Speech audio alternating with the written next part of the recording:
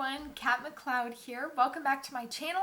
Today I am coming at you with a video that I've never done before. It's going to be super informational, so go ahead and settle in, grab a snack, grab a cup of coffee, whatever you need to make it through this. Because today I am going to be walking you through how to use confusing eyeshadow palettes.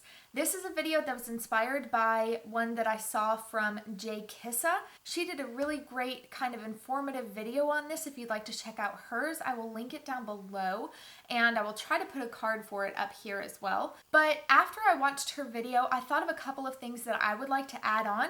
So that's pretty much what I'm going to be doing. If you guys enjoy stuff like this, go ahead and give this video a thumbs up. It helps me out a lot with YouTube algorithms. And subscribe to my channel, ring the notification bell so you don't miss any of my videos. And we'll go ahead and get started with something that I hope I can just blaze on through. Also, if you are wondering about my eyeshadow look, this is one that I am going to show you a tutorial of on Friday that will be coming out. I love it. It's like one of my favorite looks I've ever created. I use one of the palettes and one of the methods that is in this video. Stay tuned for that. Super exciting stuff.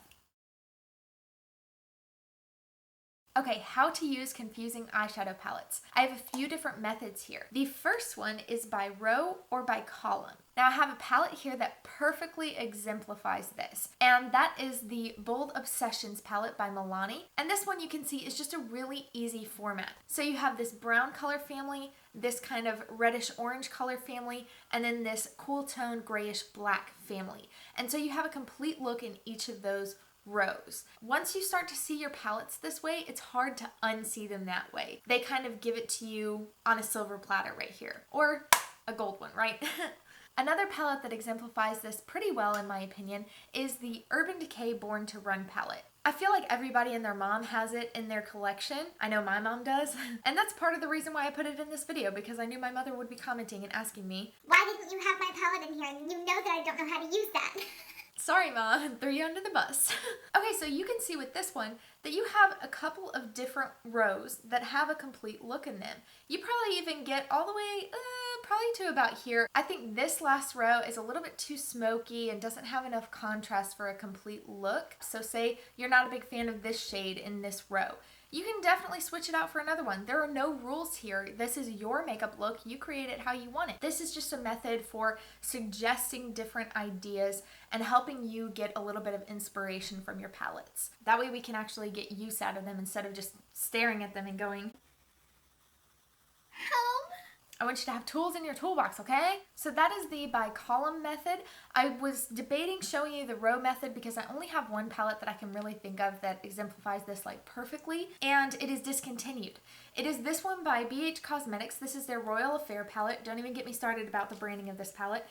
I was very confused by this palette at first until I started looking at it by row. And then you see you have almost exactly 4 complete looks. So on the top, you kind of have this pinky, almost cool toned look. Then you have the next row down, which is a lot of greens and blacks. You go down a little bit, you've got a little bit more of a cool tone look with that silver and that blue and that gray. And then the bottom, I think, is the most cohesive because it looks like a pumpkin spice look just plopped right into this palette. So that is by row and by column. I think that that's probably the easiest way to look at it, but sometimes a palette doesn't work with that. I think that a great example of my next method is this guy. This is the So Jaded palette that Colourpop did as a collaboration with Kathleen Lights. This is a brilliant palette.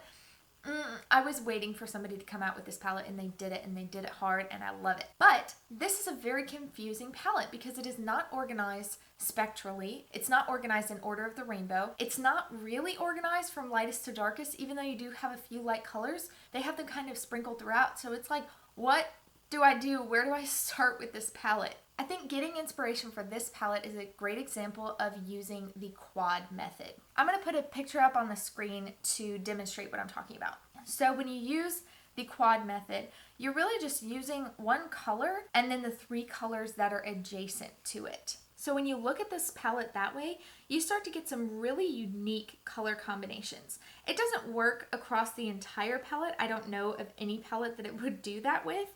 But it is a really good method for getting some unique looks and sort of a springboard for where you're going to go with your look.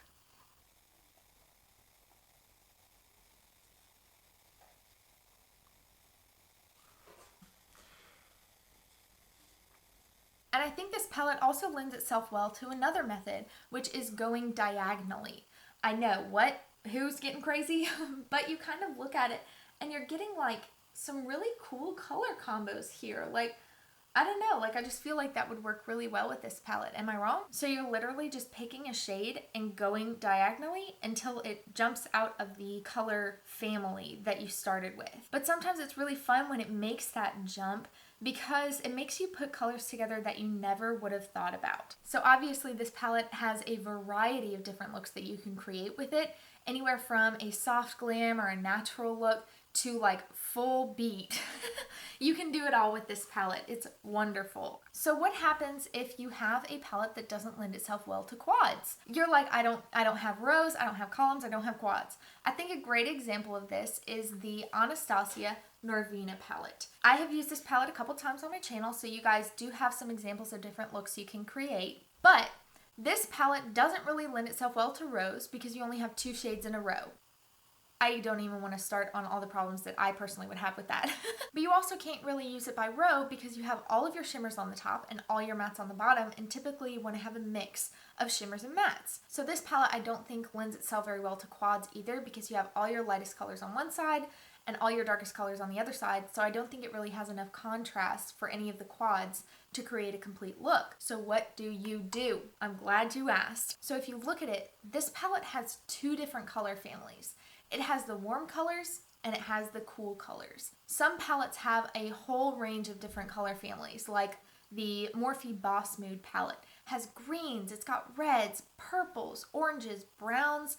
What? Same thing with So Jaded. It's got a ton of different color families. But when you have a palette like this that is so simple and straightforward and so unified, it makes it really, really easy to just pick out your cool colors and pick out your warm colors. Let me put my picture up. When you're picking out the cool colors, you have Soul, Volatile, Celestial, Drama. You could argue for Base. I think that those would all go super, super well together. With your warm colors, you have Dreamer, Summer, Wild Child, Love, Incense, Eccentric, Dazzling, and Passion.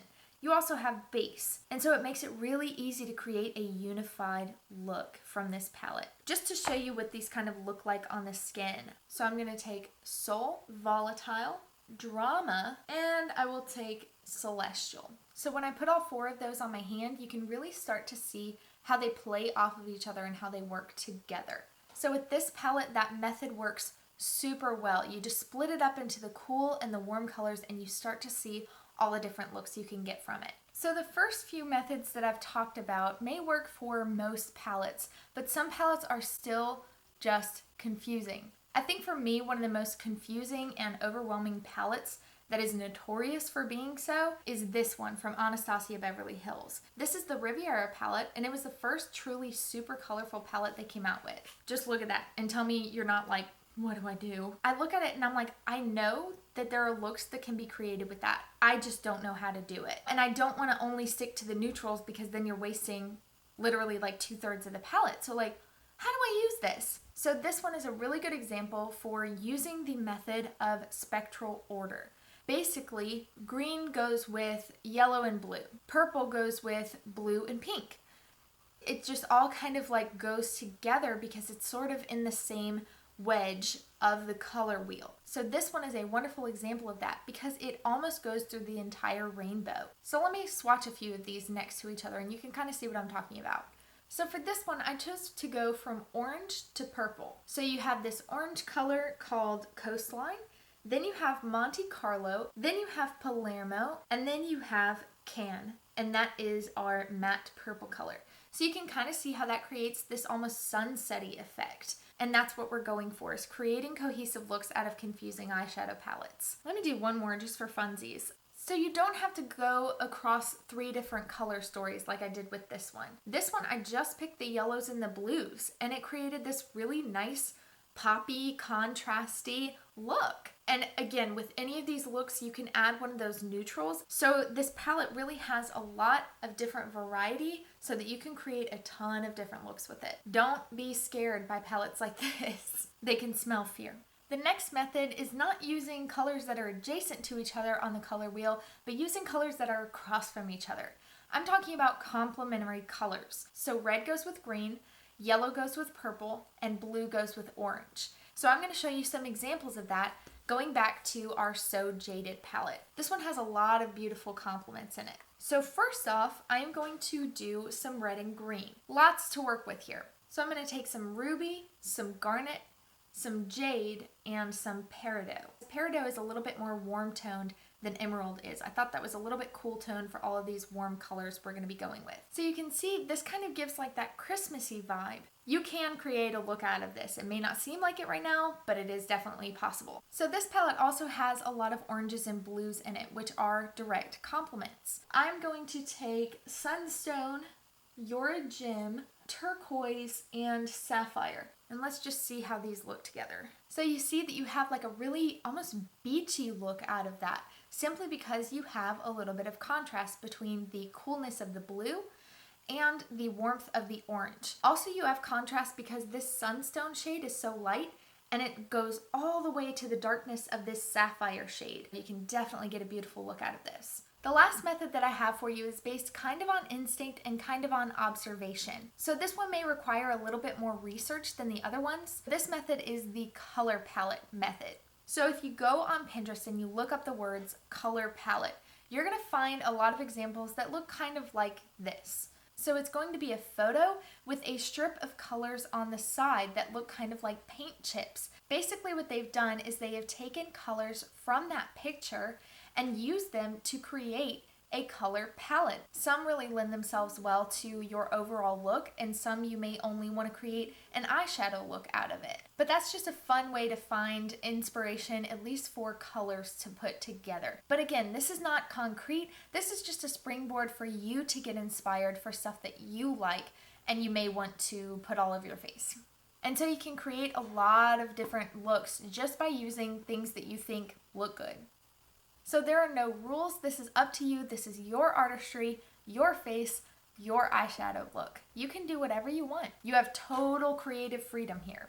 Okay, y'all, that is it for this video. Go ahead and let me know what you thought of it or any other methods that you can think of because, again, I may have forgotten something and I'm actually slightly terrified that I did. Thank you again so much for watching. I hope this helped you out somehow. If it did, leave this video a like and subscribe to my channel because, hey, why not? I hope you all are well and that you stay healthy, wash your hands, don't touch your face, don't go out in public if you can help it. I know we've heard it a million times, but I think it's important to hear it a million more because people apparently still don't know, and I want a summer.